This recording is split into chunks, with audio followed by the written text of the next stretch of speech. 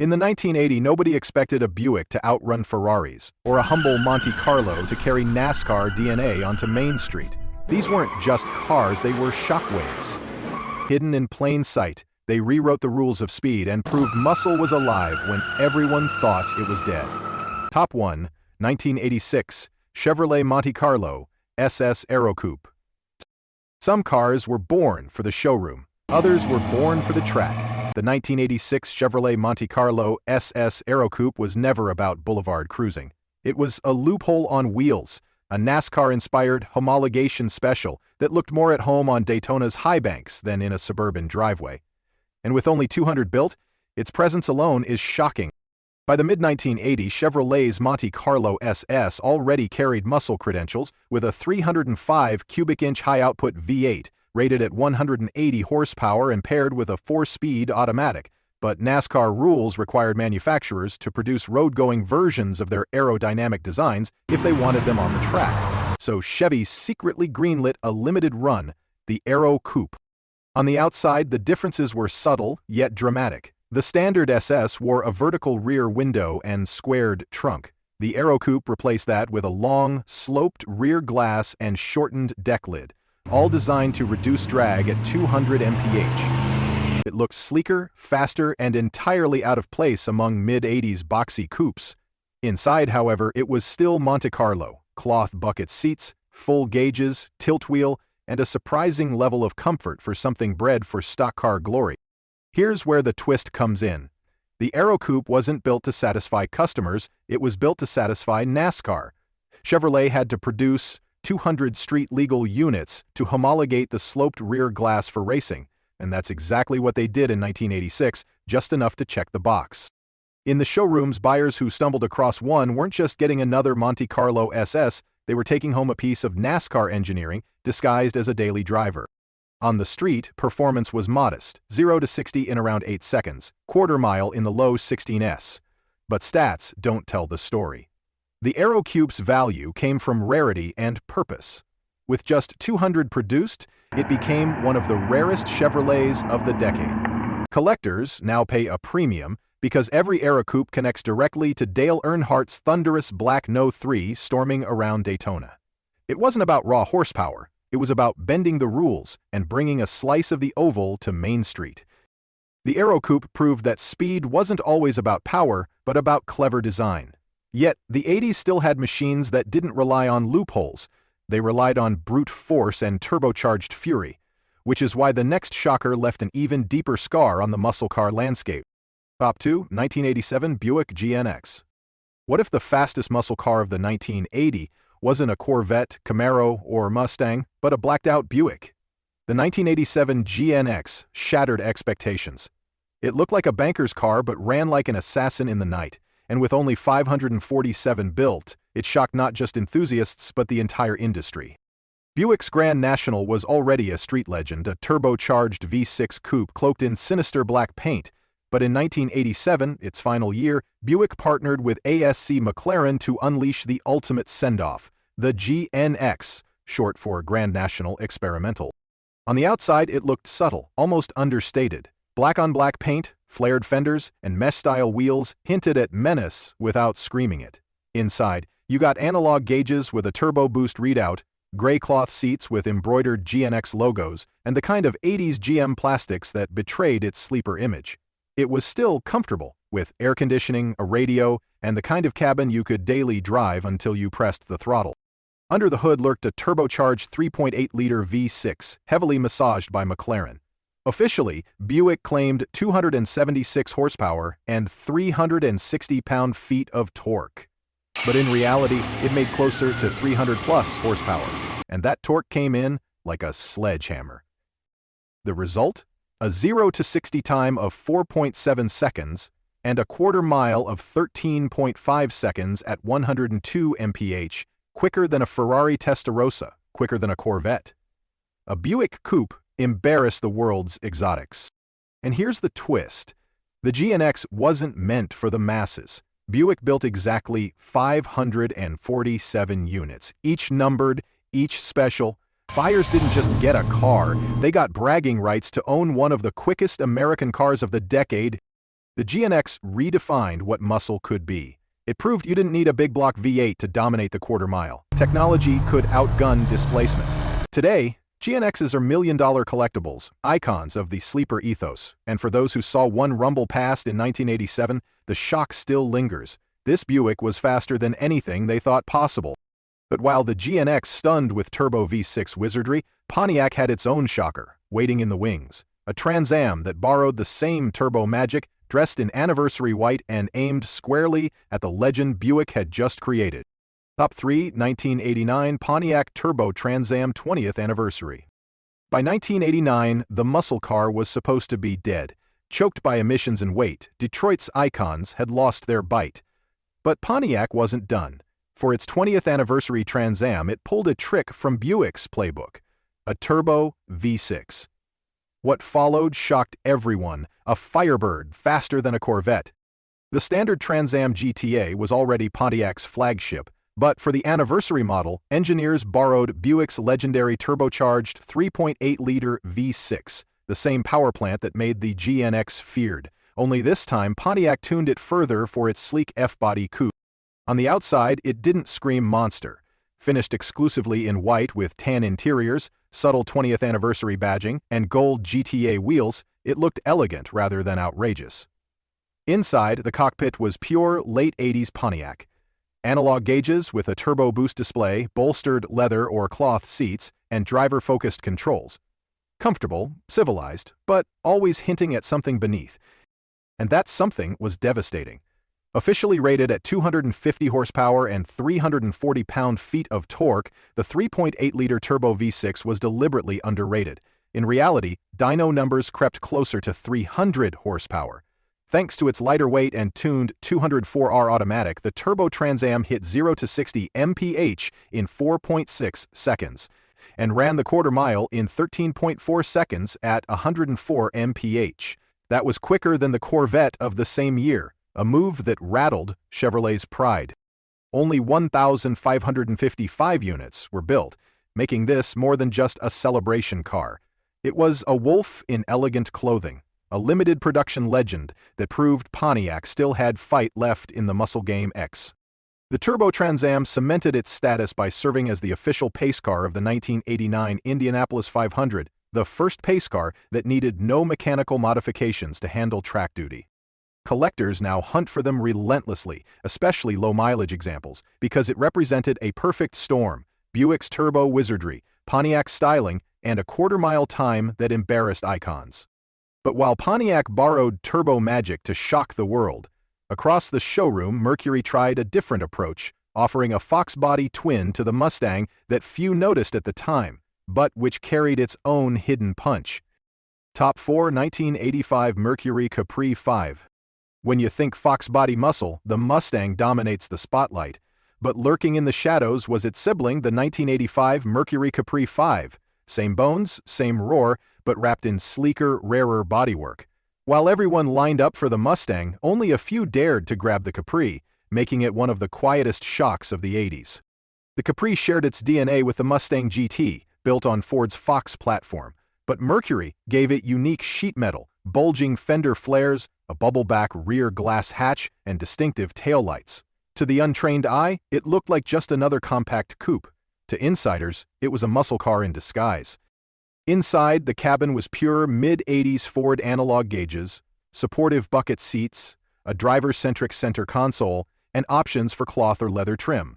Nothing extravagant, but functional and purpose-driven. Beneath that simplicity, however, was the same heart that made the Mustang 5 feared. Under the hood sat Ford's legendary 5-liter high-output V8, delivering 210 horsepower and 265 pound-feet of torque in 1985, thanks to a new roller cam block and a 4-barrel carburetor. Paired with a 5-speed manual, the Capri could sprint from 0 to 60 mph in about 6.5 seconds, with quarter miles dipping into the high 14S numbers that rivaled Camaros and Firebirds of the same era. But here's the twist. While Mustang production soared, Mercury sold only 2,956 Capri 5S in 1985. That tiny output made the Capri a rarity, even when new. It wasn't that buyers rejected it, they simply didn't know it existed. Hidden in Mercury showrooms, it became a secret alternative to the Mustang for those in the know. Today, the Capri 5 stands as a cult classic. Collectors hunt them because they represent a rare fork in the Fox body story. Same performance as the Mustang, but wrapped in sheet metal you almost never see at shows. Its rarity, combined with genuine 5 power, makes it one of the most surprising muscle cars of the decade. The Capri proved that even forgotten siblings could pack a punch. But another brand Oldsmobile carried forward, a nameplate rooted in the golden era of muscle, giving it one last gasp of glory with Top 5 1987 Oldsmobile 442. By the late 1980s, Oldsmobile was better known for sedans than street fighters, but buried in its lineup was a final salute to its muscle car heritage, the 1987 Oldsmobile 442. It carried the legendary name from the 60s, but this version shocked everyone by surviving in an era when most muscle cars had faded. Based on the rear-wheel drive Cutlass Supreme, the 87 412 was a handsome G-body coupe. It wore aggressive stripes, unique badging, a sports suspension and color-matched 15-inch wheels. A bulging hood and dual exhaust hinted at performance, even if the squared-off lines betrayed its 1980 roots. Inside, drivers found comfortable cloth or optional leather bucket seats, a console shifter, and rally gauges, touches that gave the car a sporty edge while still offering Oldsmobile refinement. Under the hood sat Oldsmobile's 307 cubic inch V8, fitted with a 4-barrel carburetor and tuned specifically for the 442. Power was rated at 170 horsepower and 250 pound-feet of torque, modest compared to the big block monsters of the past, but respectable for 1987. The 4-speed automatic was paired with a performance axle ratio, and the car came standard with heavy-duty suspension to sharpen its handling. Here's the twist. While the 442 wasn't the most powerful car of its time, it offered something rare in the late 80s, an authentic rear-wheel drive V8-powered coupe with real muscle heritage. Only 4,208 units were produced in 1987, making it a scarce find even when new. Buyers weren't just getting a Cutlass, they were buying the last gasp of Oldsmobile's muscle era. Performance numbers told the story of survival. The 442 could hit 0 to 60 mph in around 8 seconds, with quarter-mile times in the mid-16s. Not earth-shattering, but in a world where most American coupes had gone front-wheel drive or lost their muscle names entirely, the 442's existence alone was shocking. Today, the 87 442 is cherished as a symbol of defiance. It carried a badge born in the 1960s and kept the flame alive in the 1980, bridging the gap between Golden Age performance and modern muscle. Its rarity, combined with its heritage, makes it a valuable piece of Oldsmobile history. The 442 proved that heritage could survive against the odds. But Pontiac wasn't just surviving, it was thriving. With the Firebird GTA, it unleashed a V8 coupe that roared with authority and left no doubts about its muscle. Top 6. 1987 Pontiac Firebird GTA L98 5.7. By the late 80s, the Pontiac Firebird had evolved far beyond its Trans Am roots, and at the top of the food chain sat the 1987 Firebird GTA, the ultimate statement of Pontiac power. With its 5.7-liter V8 and sleek styling, the GTA wasn't just fast, it shocked the muscle world by combining brute force with sophistication. The GTA, short for Gran Turismo Americano, was Pontiac's halo model, meant to rival Europe's Grand Tourers while staying true to American muscle. Outside, it was all aggression. Integrated ground effects, 16-inch gold crosslace wheels, fog lamps, and a subtle rear spoiler. Its wide stance and aerodynamic shape made it look like a street-legal racer. Inside, the GTA blended muscle with luxury. Drivers sat in bolstered sport seats, trimmed in cloth or optional leather. A driver-focused dash held a full set of analog gauges, and options included power accessories and a premium sound system. This wasn't just a quarter-mile brawler, it was a comfortable, high-speed cruiser. The real shock came under the hood.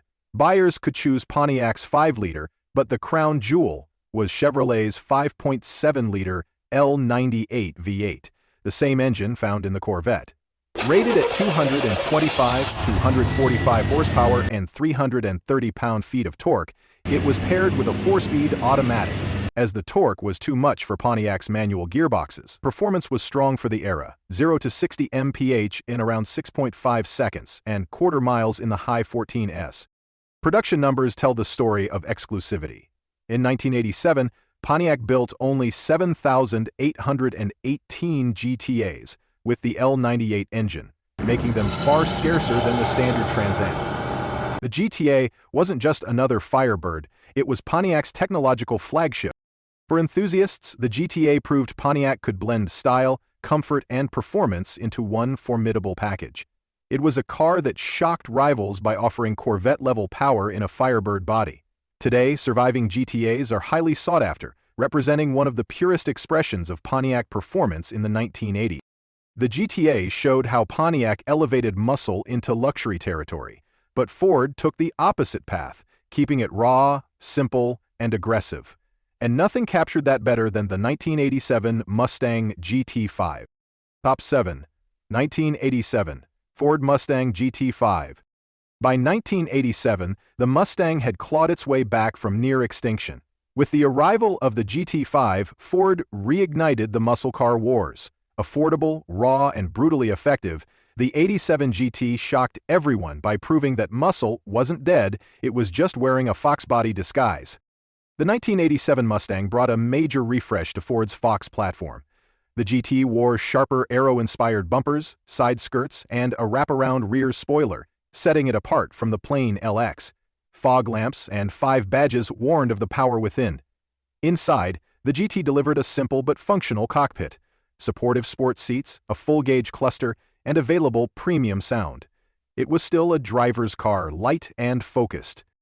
The GT's image was pure rebellion. It wasn't fancy or luxurious. It was built for young enthusiasts who wanted tire smoke on Friday night and bragging rights on Saturday morning. The secret weapon was the 5-liter high-output V8. With 225 horsepower and 300 pound-feet of torque, it was a revelation in an era of declining performance. Paired with a 5-speed manual, the GT could rocket from 0 to 60 mph in 6.2 seconds and crush the quarter mile in the low 14s. Those numbers put it toe-to-toe with Corvettes and Camaros at half the price. And here's the twist. Ford built a staggering 37,088 GT hatchbacks in 1987, making it widely available.